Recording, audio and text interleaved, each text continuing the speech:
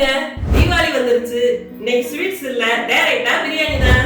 இன்னைக்கு நம்ம 1 கிலோ சீரக சம்பா சிக்கன் பிரியாணி செய்ய போறோம். எப்படின்னா சூப்பர் ஈஸியா, சூப்பர் டேஸ்டியா, தீபாவளிக்கு பெர்ஃபெக்ட்டா செய்ய போறோம்.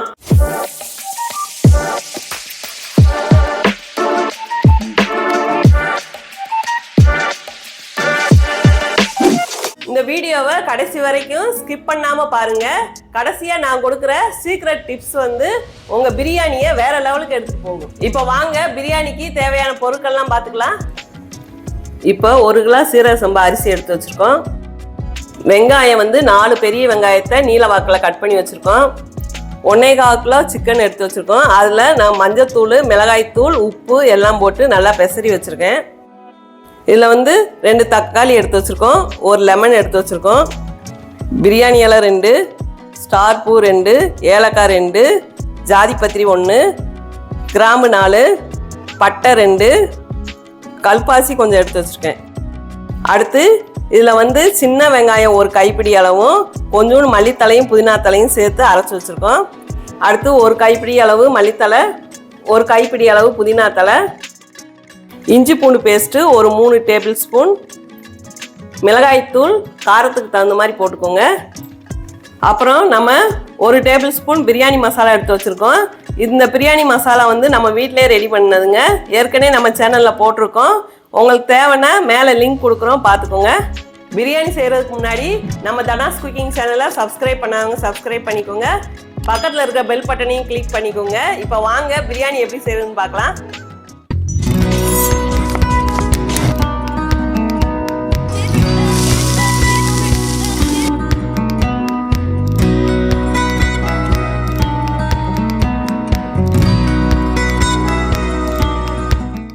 இப்போ அடுப்பில் ஒரு பிரியாணி பாத்திரம் வச்சுருக்கோம். இப்போ எண்ணெய் சேர்த்துக்கலாம்.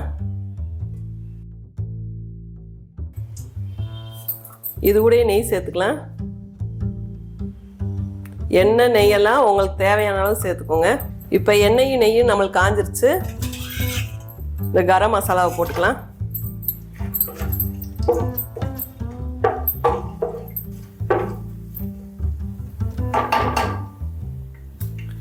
அடுத்து நம்ம கட் பண்ணி வச்சிருக்கிற வெங்காயத்தை சேர்த்துக்கலாம்.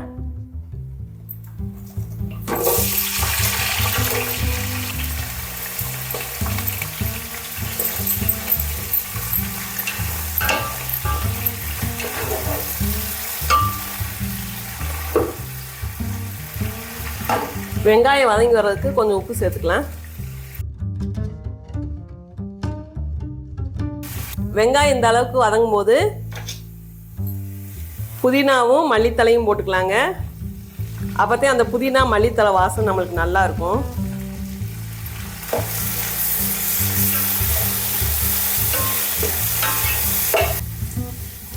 வெங்காயம் இந்த அளவுக்கு வதங்கின பிறகு நம்ம மிளகாய் தூள் சேர்த்துக்கலாங்க. அப்போதான் எண்ணெயிலே அந்த தூள் சேரும்போது கரெக்டாக அந்த கலர் கிடைக்கும். எடுத்து வச்சிருக்க பிரியாணி மசாலாவை சேர்த்துக்கலாம். அடுப்பு தீ வந்து சிம்லே இருக்கணுங்க. இப்போ இஞ்சி பூண்டு பேஸ்ட் சேர்த்துக்கலாம்.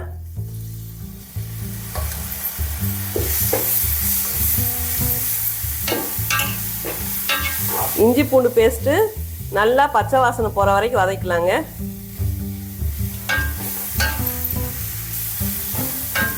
நம்ம இது கூடயே தக்காளியும் சேர்த்துக்கலாம்.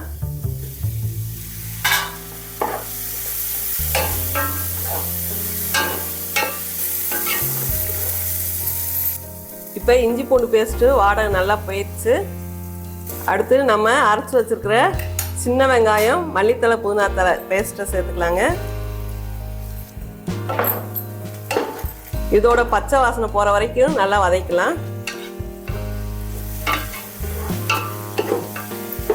இது கூட 2 பச்சை மிளகாய் சேர்த்துக்கிறேங்க.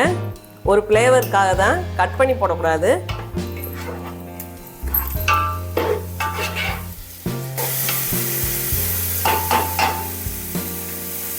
நம்மளுக்கு எல்லாம் நல்லா வதங்கி வந்துருச்சுங்க. இப்போ இது கூட தயிர் சேர்த்துக்கலாம். தயிர் வந்து நான் ஏற்கனவே சொல்ல மறந்துட்டேன், இப்போ சேர்த்துக்கலாங்க.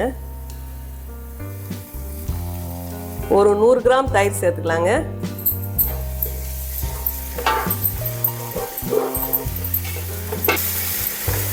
தயிர் ஊற்றின பிறகு கொஞ்ச நேரம் நல்லா வதக்கி விட்டுட்டு அடுத்து நம்ம சிக்கனை சேர்த்துக்கலாம்.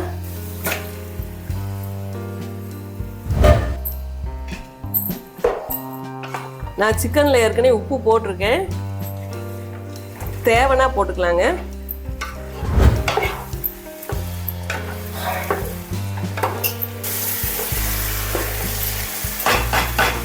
இந்த சிக்கன் வேகிறதுக்கு தேவையான அளவு தண்ணி ஊற்றிக்கலாங்க.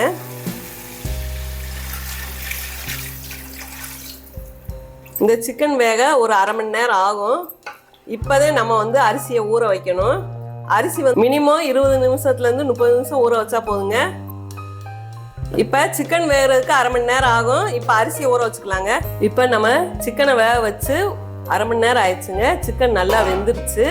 இப்போ வந்து நம்ம தண்ணியை வந்து அளந்து ஊற்றிக்கிறணும். இந்த சிக்கனில் இருக்க தண்ணியும் சேர்த்து தேங்க அளக்கணும். இதை நான் வந்து அளந்துட்டு காமிக்கிறேன். நான் இப்போ சிக்கனில் இருக்க தண்ணி எடுத்துட்டேங்க. இப்போ அரிசி வந்து இதில் தான் 2 கப்பு எடுத்துருக்கோம். இதில் வந்து 4 கப்பு தண்ணி ஊற்றணும்.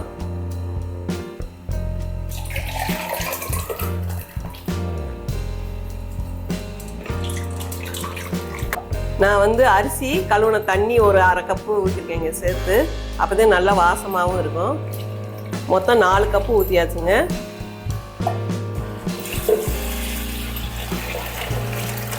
இப்படி அளந்து ஊற்றினாதேங்க சாப்பாடு வந்து கரெக்டான பக்குவத்துக்கு வரும். இப்போ வந்து உப்பு உரப்பெல்லாம் செக் பண்ணி பார்த்துக்கலாம். உப்பு உரப்பெல்லாம் கரெக்டாக இருக்குங்க. இது நல்லா கொதிக்கட்டும். கொதிச்ச பிறகு அரிசி போட்டுக்கலாங்க.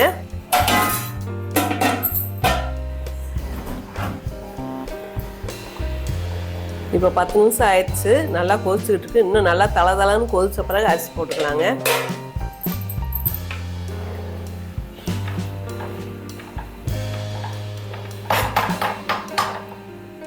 இப்போ நம்மளுக்கு நல்லா கொதிச்சிருச்சு. இப்போ அரிசி போட்டுக்கலாம்.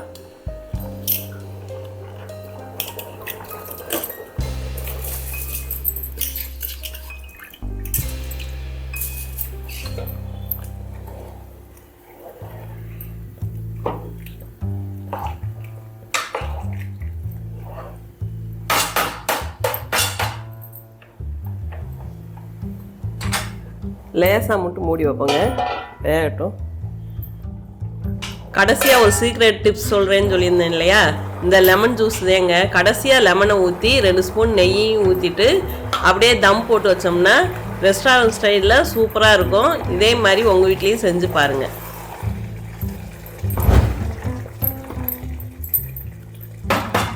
பாருங்கள், இந்த அளவுக்கு தண்ணி இருக்கும்போது நம்ம தம் போடணுங்க. ரொம்ப தண்ணி வற்றின பிறகு போட்டோம்னா சாப்பாடு வந்து ஒன்று உடஞ்சிருங்க. நம்ம இந்த அளவுக்கு இருக்கும்போதே நம்ம தம் போட்டுடலாம். இந்த மாதிரி ஒரு இடிகளில் வச்சு வெயிட் வச்சு விட்டுலாங்க. ஒரு 10 நிமிஷம் கழிச்சு பார்க்கலாம். இப்போ நம்ம தம் போட்டு ஒரு 10 நிமிஷம் ஆயிடுச்சுங்க, பார்க்கலாம். பாருங்க, சூப்பராக ரெடி ஆயிடுச்சு. பாருங்க, நல்லா உதிரி உதிரியாக வந்துருச்சு பாருங்க. இதே அளவுகளோட நீங்களும் உங்கள் வீட்டில் செஞ்சு பாருங்க. ஒன்னோட ஒன்று ஒட்டாமல் இருக்கு பாருங்க. இதே கரெக்டான பக்குவம். இப்போ நமக்கு பிரியாணி ரெடி ஆயிடுச்சு. இதே மாதிரி உங்கள் வீட்லேயும் இந்த தீபாவளிக்கு செஞ்சு பாருங்க. செஞ்சு பார்த்துட்டு எப்படி இருக்குன்னு நம்ம கமெண்ட்ல சொல்லுங்க. இந்த வீடியோ பிடிச்சிருந்துச்சுன்னா லைக் பண்ணுங்க, ஷேர் பண்ணுங்க. மறக்காம நம்ம தலாஸ் குக்கிங் சேனலை சப்ஸ்கிரைப் பண்ணிக்கோங்க. வாழ்க வளமுடன். எல்லாருக்கும் இனிய தீபாவளி நல்வாழ்த்துக்கள்.